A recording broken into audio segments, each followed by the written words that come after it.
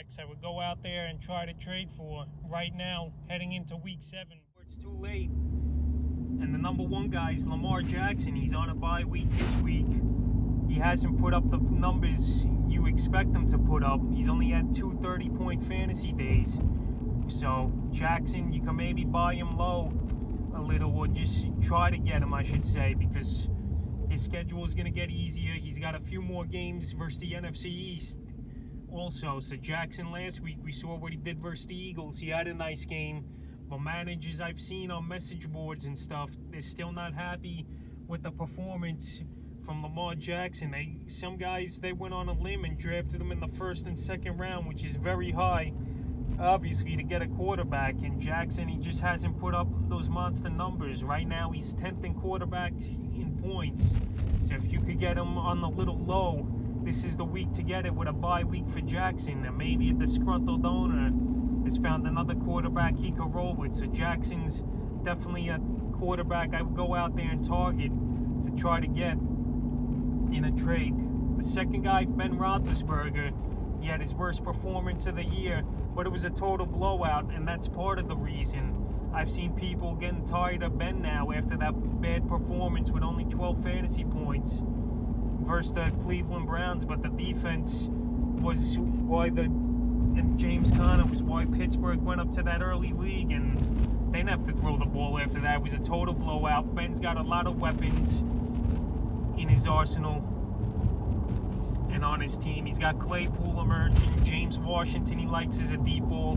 We've seen Smith-Schuster not do much, but he's not going to get 2 catches for 6 yards every week. He'll do better. He's got Eric Ebron. Maybe could get him going. So Ben's got tons of guys there. James Conner. So Ben, I think, will be fine. He had 25 or more fantasy points in his 3 or 4 previous games before last week's.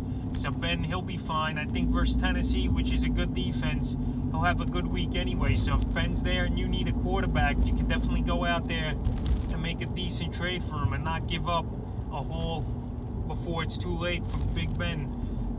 The third guy is Cam Newton. We saw him struggle last week versus the Denver Broncos, but that's not getting the reps in and him having the virus. So maybe he's weak and softened up this week versus San Francisco. I don't expect him to do much, but after that, his schedule gets pretty easy. He already had the bye week, so you'll have Newton in your lineup the rest of the season.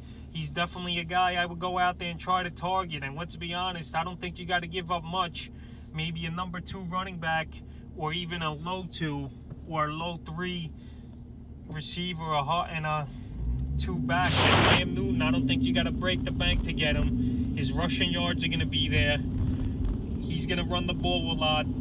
He's going to get a lot of goal line work. He always does that quarterback sneak or rollout. We've seen Newton have 2 big games already this year, so he's capable of still putting up QB1 numbers. So this is the week. He might not do good, but after that, I think Newton takes off and has big fantasy performances as a quarterback to go out there and target and try to trade for if he's there, or if someone drops him, which will be dumb, and you could just go out there and pick him up. So Newton, the third guy I would try to target and trade for at quarterback. The fourth guy, Matthew Stafford, he's got a good schedule coming up.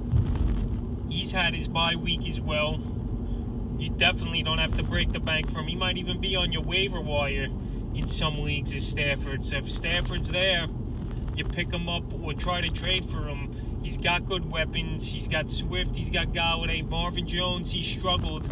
He's got a big target in Hawkinson for the goal line and stuff. So Matthew Stafford, he always, year in, year out, if he don't get hurt, he puts up good numbers, and he'll have those blow-up games of 40 points 2 or 3 times a season. So Stafford this week, I like him versus Atlanta.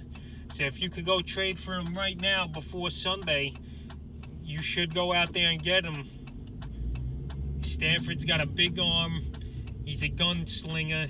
He likes throwing that ball. The Lions, they'll be trailing a lot in most games. So Stafford, a nice number 4 guy to go out there and trade for or pick up if someone dropped them in your league, which is very possible because they overrate other quarterbacks over Stafford. And the fifth guy you could go out there and buy low, possibly, is Drew Brees. He's coming off a bye week. He hasn't been that good. He's only had 2 great games this season. Now he gets Michael Thomas back. Yeah, we said to sit him this week because I just don't like the matchup.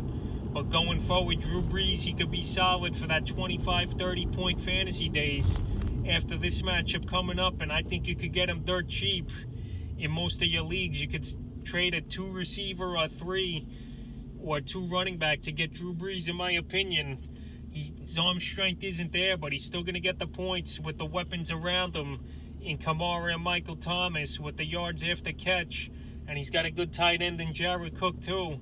So those guys will make Brees' fantasy days. He just got too many weapons not to have some big games as the weeks go on. So this week, I think you could go buy Brees low. I see many managers benching him. You're not going to drop him, so you could definitely go out there and buy Brees, and it won't be a premium price like it's been in the last few years to go get Drew Brees. So that's 5 quarterbacks I'm trade targeting to get before these week 7 games happen.